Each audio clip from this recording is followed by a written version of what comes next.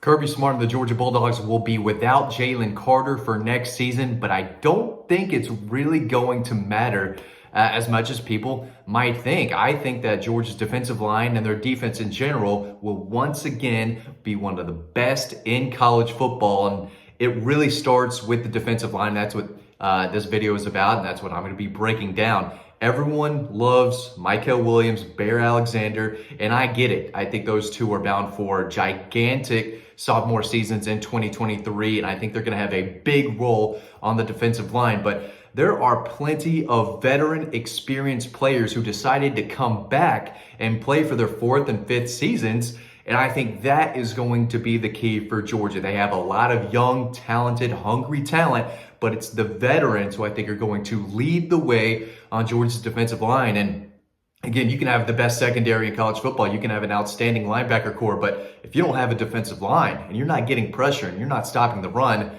that secondary doesn't mean anything. And those linebackers, as good as they may be, are going to have a really tough time if the guys in front of them are not doing their job. And the Bulldogs have plenty of defensive linemen who just do their job consistently. Now, they may not flash like Jalen Carter, and there's a reason for that. Jalen Carter was able to leave after 3 seasons, and he's going to be a top 10 pick. There's a reason guys like Tramel Walthour and Zion Logue decided to come back. But here is just a quick recap of the veteran guys who are going to be on this defensive line, who are going to have to share time with those hungry players like I talked about. But you've got guys like Nazir Stackhouse, who would be the best defensive lineman on a lot of teams across college football, including some SEC programs. He's going to be a senior. He was in that 2020 class last year, had 33 tackles. I mean, that's solid for an interior defensive lineman, because it's not like he's making those tackles down the field, right? When Nazir Stackhouse makes a tackle, more often than not, it's either for no gain or, maybe 3-4 yards down the field. 3 TFLs, and he had the big block kick in the SEC championship win over LSU. That Chris Smith returned back for a touchdown. He's a playmaker. Started in every game last year. Started all 15 games according to DAWGS.com. So he's a guy who brings experience, leadership, and playmaking ability. Nazir Stackhouse, I think, is in for a big-time season in his final year in Athens this year. Guy I mentioned earlier, Zion Logue, 6'5", 295, isn't going to light up the stat sheet, but he's a guy who does his job. And again, according to GeorgiaDawgs.com, started in 14 of 15 games last year. There's a lot of starters, I guess. I didn't realize Zion Logue started in 14 games, but according to GeorgiaDawgs.com, he did. And these guys are going to play a lot. They're going to play this like running backs. I mean, they're going to have different defensive linemen in all the time. They're going to be substituting this and that. A lot of players are going to play. It's not just 3 or 4 defensive linemen playing all the time. These guys are going to be rotated. And that helps because you've got guys now who played a lot last season and bring that experience. So another guy who's been there for a while, he was in that 2019 class, I think. So this is going to be Zion Logue's 5th season. Tennessee native, made 16 tackles last year, forced a fumble, recovered another, had 5 quarterback hurries. But his job is more of a run defender. He's going to close those gaps. He's going to make the running backs, kind of bounce outside, bounce inside. But he's going to hold the point of attack, and he's going to let those linebackers, another defensive lineman, make the tackle. But he's a guy who does his job. Same thing with Tramel Walthour, who he is, coming back for his 5th season. So Nazir Stackhouse, this will be his 4th season. Zion Logue, 5th season. Tramel Walthour, 5th season. These guys know what they're doing. They know their job. They understand their role. And he's just consistent. He's another guy who closes running lanes. And if you see me look down, I'm looking at the story that I wrote that's already on Dog Post. You can look at all these guys and read that story. So I just want to make sure that the stats and the information is correct, because I know it is on the story here. But out of Hinesville, I remember he committed at like 10:30 at night. Not great for people like me who cover recruiting, who, knew he was kind of leaning towards Georgia, did not think he would pull the trigger at 10:30 at night. But that's something I'll always remember about Tramel Walthour.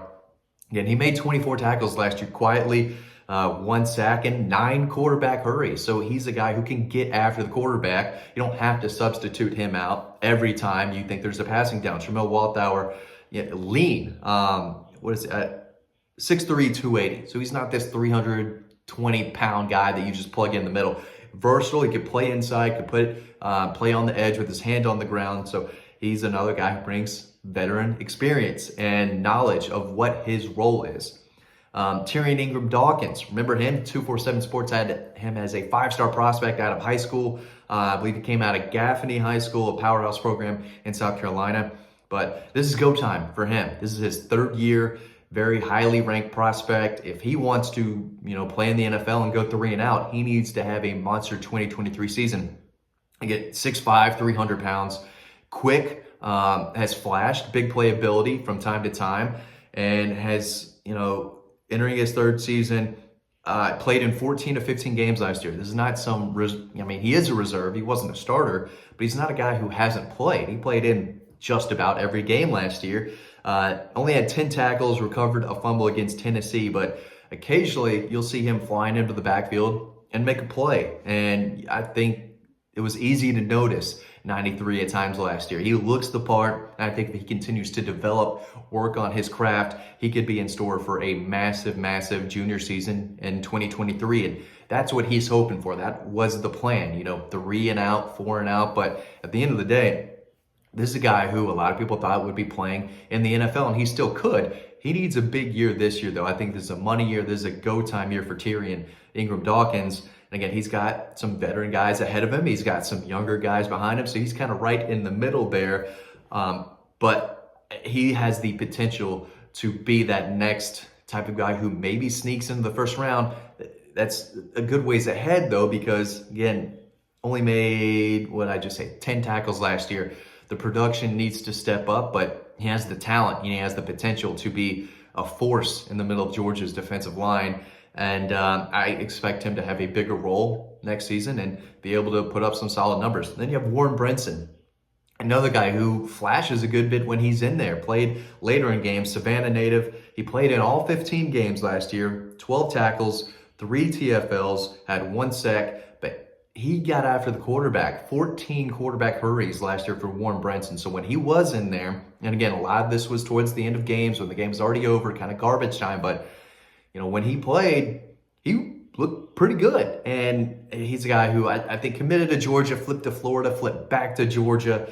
I think most had him as a high 3-star, maybe low 4-star prospect, depending on the outlet that you look at. There's like 4 different ones out there, but he is another guy who brings some quickness at 305 pounds. And kid loves Georgia.